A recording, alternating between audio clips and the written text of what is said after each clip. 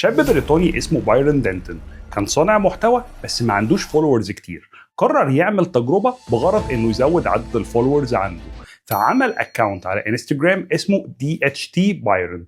الاكونت ده كان بيحاول يظهر فيه انه شخص غني جدا. استعمل تولز كتير جدا زي الفوتوشوب والافتر افكت عشان يصور نفسه جوه طيارات خاصة، وصور نفسه بعربيات اكزوتيك زي لامبورجيني وفراري، وصور تانية في اماكن فخمة جدا ومطاعم غالية. كل بوست كان بينزله كان مدروس جدا من تصوير واضاءة وكابشن وحتى الهاشتاجز. في اول اسبوع عدد الفولورز زاد حوالي 10,000 فولور، وبعد كده الاعداد فضلت تزيد بشكل ملحوظ جدا. وبعد شهر بس شركات كتير بدأت تبعت له عروض اعلانات غير الشركات اللي عرضت عليه منتجاتهم عشان يعمل لها UGC content. بعدها طلع صور فيديو بعنوان I faked being rich on Instagram and it worked، وقال جملة مشهورة جدا: الناس على الانترنت مش بتصدق الحقيقة، الناس بتصدق اللي هي عايزة تصدقه. كلنا بنتفرج على السوشيال ميديا وبننبهر بحياة ناس، سفر، فلوس، لبس، عربيات، وحتى الأماكن اللي بيروحوها، وبنحس إن إحنا فاشلين.